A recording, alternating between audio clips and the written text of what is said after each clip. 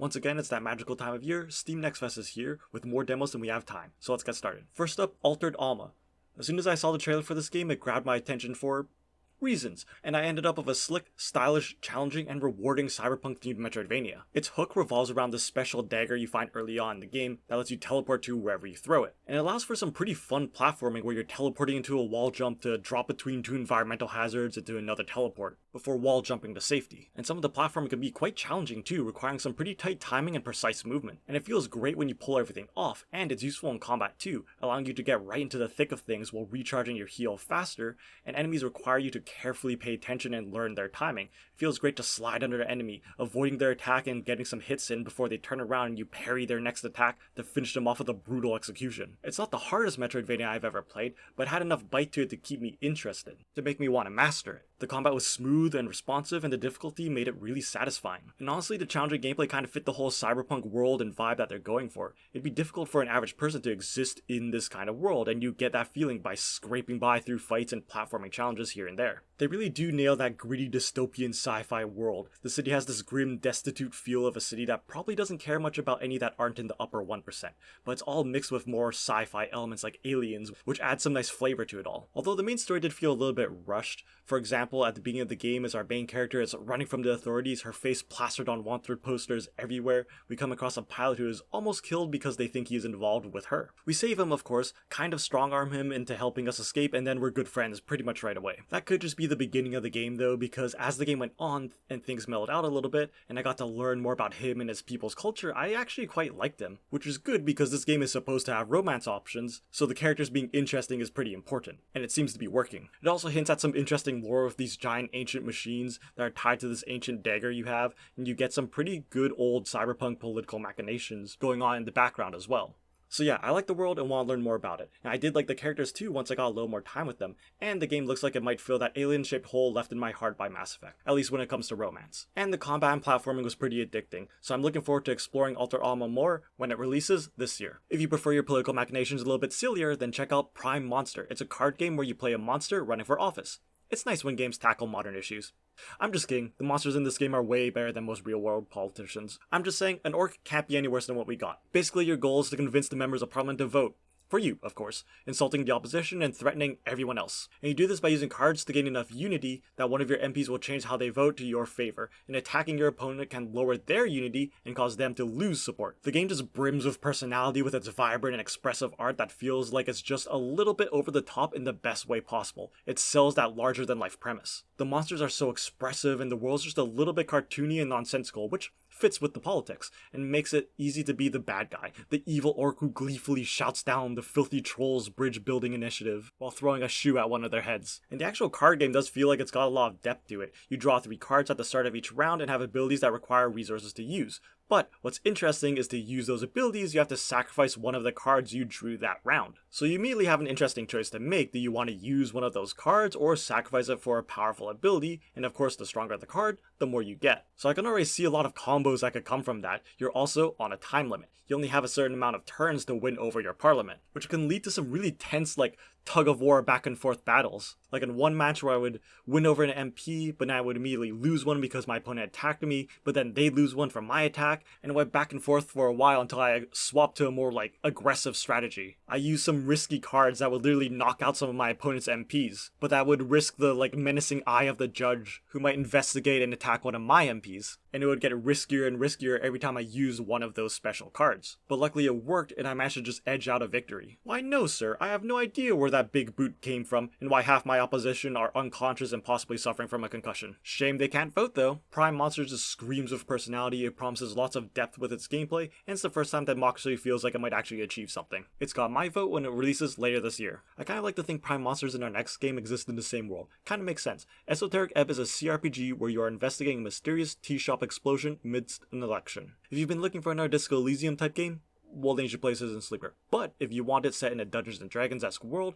and for it to be a little bit more comedic, then you'll find no better than Esoteric Ebb. The game really is cut from the same cloth as Disco Elysium and Citizen Sleeper, with its focus on dialogue, sharp writing, lots of dice rolls during conversations, and a damaged main character with various voices in their head. But it's that D&D vibe that sets it apart from everything else, where in one moment you can be having this serious moment where you're talking with this important figure in this world, or having a heart-to-heart with your companion, or you think you found an important clue for your next investigation, only to, in the next moment, end up stuck on the blade of a spinning windmill threatening to throw you across the city block. But hey, I got a movable rod out of it. Yes, you heard that right. The game can be downright funny sometimes, and it always feels genuine with its humor, and still manages to tell a compelling mystery on top of it, paired with some great world building. It starts simple, a shop explodes, and you're sent to investigate. You're also revived by a necromancer recently, but I'm sure that's totally unrelated. But things get increasingly more complicated as you're barred from investigating the crime scene, and you're quickly caught up in the intricate politics of the city's people, while politicians seem to avoid you. Tensions run high in the city as an election approaches, and you're of course given plenty of choices to make throughout the game that do feel really impactful, like helping these dwarves set up their rally versus shutting it down. Meanwhile, the various parts of your mind like wisdom and intelligence chime in with a comment here and there. Interestingly enough, your stats seem to be tied to your political party in-game, like wisdom being for the Workers' Party. I love it when games use the gameplay as part of their storytelling, and aligning your stats is definitely an interesting way of doing things. It immediately says something when the normally brute force associated strength stat is tied to much of the religious roles, and dexterity, the stat often associated with thieves and rogues, is usually the voice that's very pro-business, pro-corporation. It's a bold move, and I'm excited to see where they take it. And all the characters we meet were really interesting. The little goblin guy that can join your party worked great as a straight man to the more ridiculous things that you can do, and served as a great avenue to show the discrimination of some of the groups in the city. And the city exudes just so much history. You can find like statues of former civilizations. Esoteric Ebb looks like it's going to be a worthy addition to the Disco Elysium type game, will bring its own style and humor to the genre when it releases on March 3rd. Now if you want a more one-to-one Disco Elysium successor, we got Zero Parade, which comes from Studio, the original developers of Disco Elysium.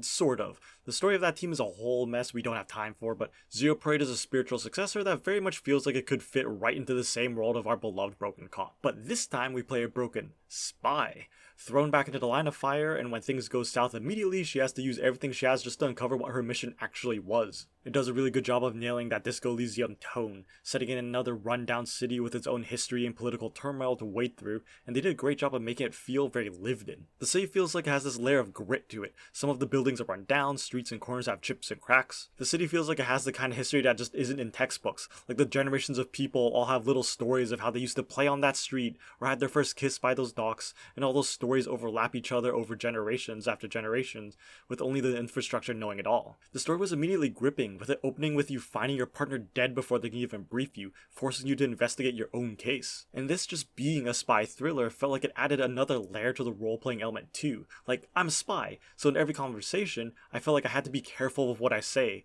Obviously, I'm already compromised, so I felt my character wouldn't want to give away too much already, giving a weight even to dialogue I kinda knew didn't matter much. But plenty of choices still felt like they did matter. This is still an RPG, so like Disco Elysium, you're doing a lot of roles during conversations. Some passive, but more important ones you decide if you want to go for it. It's still great seeing the dice roll and having you succeed and be rewarded with some valuable intel or convincing someone to help you out. But the game also has this really interesting mechanic where you build up anxiety during conversations, and if it gets too high, you have to pick one of your stats to permanently lower, which is a really interesting fail state that I haven't seen before, that can still really hurt you without just forcing you to repeat content by killing you off or something. So Zero Parade does look like it's going to carry the torch of Disco Elysium when it releases sometime this year. But if you want a world that makes a little bit more sense than the world of politics, and you need a little bit more adrenaline to pick you up after all the RPGs and strategy games, how about Denshattack, where trains do skateboard tricks as they race across Japan.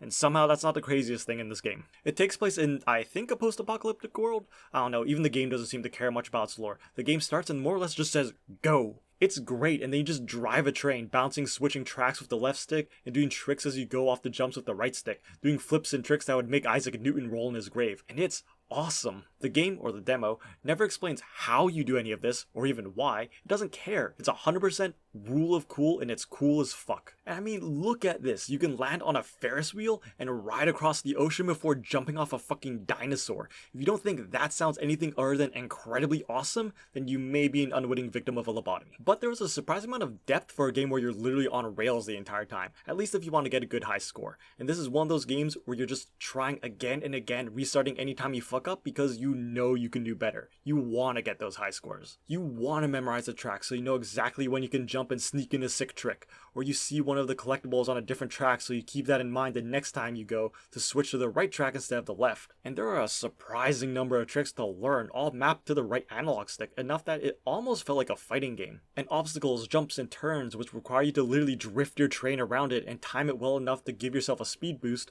all come at you at a blisteringly fast pace, requiring you to either memorize the map or have very good reflexes, and it just begs you to try one more time, just to get a better score, or now you think you know how to complete that one extra challenge. It is addictive. I didn't care if I failed or not, I just immediately jumped right back in for another go, and the bold, saturated art style brings an energy to the whole thing that just brings a smile to your face, and kind of makes you want to just get up and move. I am very excited to hop on the train when Denshattack grinds into the station sometime this year. But if you prefer your adrenaline a little bit more freeform and violent, Firstarters has your back. It's basically Rollerdrome in first person or neon white. You're a prisoner competing in a brutal and fast-paced death game to win your freedom. It's the game's movement that sells it, with its blisteringly fast, buttery smooth movement that comes with all of the bells and whistles. Run, jump, double jump, grind, dash into a slide up a ramp to launch yourself up, shooting some enemies before slamming down and bashing another enemy's head in with a bat, before quickly switching to a rocket launcher to finish off a group of enemies. It's adrenaline rush in video game form. I, as you can likely tell from the video, I'm not very good at the movement, but it still feels so good, even when you're bad at it, that I didn't mind, and it made me want to jump right back in and go for a higher score. And the score in the game is important, not just for bragging rights, although I suspect me and my friends will be lording our high scores over each other here and there, but it's also used as a currency between rounds to get new weapons and upgrades, encouraging you to switch things up now and then and play aggressive, because your score goes down every second you're not killing something. So even if you want to play careful, you really can't, because melee kills are the only way to reload. So you want to shoot that shiny new rocket launcher you got, roll your sleeves up, and start hitting home runs. Luckily, the melee kill is just so satisfying to do that I genuinely considered using nothing but that. But the game is clever enough to kind of push you into using other weapons, with some enemies that require you to shoot them a bit to open them up for a melee finisher, as well as giving you a better score for switching things up now and then. My only, albeit minor, criticism is that I felt the bold, stylized anime aesthetic was a little bit out of place compared to the gameplay's more muted color palette and grittier tone. And I like my anime, but it just felt kind of out of place here. Still, gameplay is king, and it's why I played, and it delivered in spades. I cannot wait to really sit down with the full game and learn all its intricacies, master its movement, and get that high score. Firstarters does not yet have a release date though, so I'll be waiting for a little bit. And now, finally, to wind down a little bit with a touch of nostalgia. Well-worn worlds and troubled times feels like something ripped right off the N64 era, even asking you if you want to play in 4x3. You play as a little mage who sets off to save the world after everyone starts mysteriously disappearing. It reminds me a lot of Kirby 64, which had this mechanic where you were like sucking up two different enemies and combining their powers. I remember just running around in that game just experimenting to see what weird powers I could get. Rhell has a similar mechanic where you can combine up to 5 spells, and it allows for some really fun puzzles, like combining one spell that makes things bouncy and the up spell to make a hop up and hit a switch, or the up and push spell to launch yourself forward. It takes a bit to adjust your way of thinking, but when it all clicks, you feel so clever. And also, all the spells and combos allow you to just straight up break things if you want. Like one puzzle where instead of figuring out how to open this gate, I just kind of froze the water and slid various objects across it to act as steps to get to the other side. Combining and mixing matching spells was really fun, and it looks like there's going to be a lot of them, so there'll be a lot of combos. There's no combat in this game, it's all just cute little puzzles and some platforming, making for a pretty relaxing and just charming and creative low stakes experience. It's just a nice world to be in, filled with weird quirky little dudes. It's bright, it's colorful, it's very whimsical, and I look forward to spending more time with them on March 12th. Alright, let's finish this off with a bit of a rapid fire. Rune Dice is a clever roguelike where you're slinging dice across a board to hit other dice to heal and do damage. The dice increase in power each hit, and it is immensely satisfying to watch a dice just pop up and land on a nearby dice and just watch the chain reaction of increasing numbers. It makes my brain go brr. And the progression of adding more dice with different abilities and enemies throwing their own dice onto the board that will help them if you hit it, make it for a very strategic feeling game. Vampire Crawlers is the spiritual successor to Vampire Survivors. This time it mixes card game with first person dungeon crawling. It actually translates the satisfying feeling of cutting down hordes of enemies and sucking up dozens of crystals to level up pretty well. And Cicadamata is a very weird but also very fun movement shooter. I have no idea what the story is about. It's going for a more weird and mysterious storytelling format, but the shooting is some of the best, and going fast through levels by dashing into enemies, launching yourself into the air and blasting enemies feels better than ever. Okay, there were a lot more awesome demos of course, but those are the ones that I found interesting. Remember to wishlist the game you found interesting, it helps the devs more than you think, and thanks for watching.